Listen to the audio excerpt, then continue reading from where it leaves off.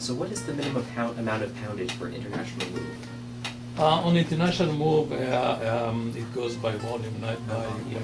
I see. Mm-hmm. And the minimum shipment is 200 cubic feet.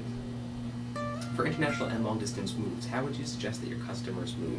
Would you suggest that they there's certain things that they can do ahead of time to make the move easier, such as packing up certain things or having all the paperwork ready? Are there certain specific examples of things that they should be doing ahead of time before an international move? And usually on international move, we recommend at least a month to start planning and contact the international mover.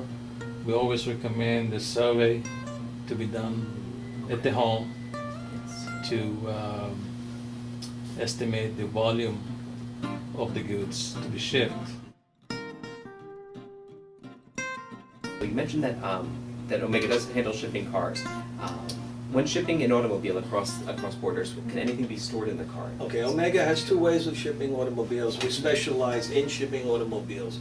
The first type of service is what we call roll-on, roll-off service. This type of service allows us to flatbed your car to the port and it's driven onto the ship, similar to like a new vehicle coming into America. These cars are just the car itself, and the only thing allowed in the car is the spare tire and any goods that are mounted in the car. By mounted, I mean whether it would be navigation systems, videos, whatever it is. But no personal effects are allowed in the container itself.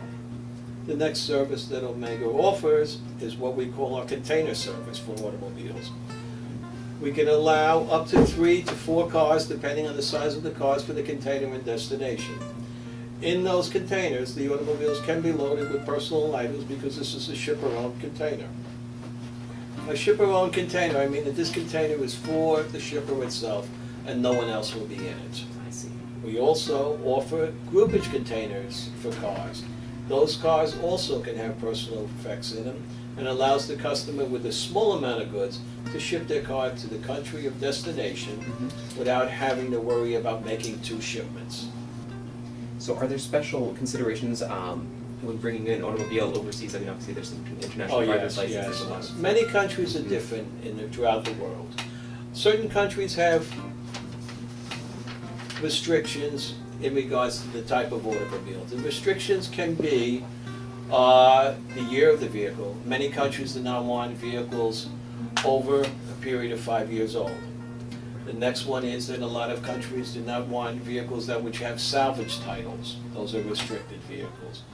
The third restriction can be on the size of the engine. Okay? Other restrictions are for countries that have different size drive. By drive I mean where the driver sits. Here in America we have left side.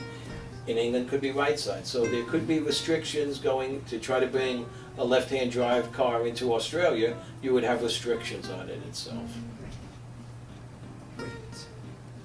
So what advice would you give to customers in regards to pickup and delivery? Because it's another tremendous issue for people who are moving overseas.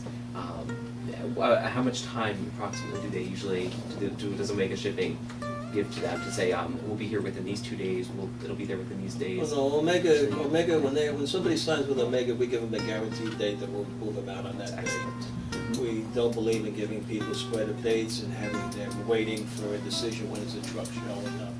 When they sign with Omega, they'll be given a date for removal, and that's the day that they will be moved out of their home.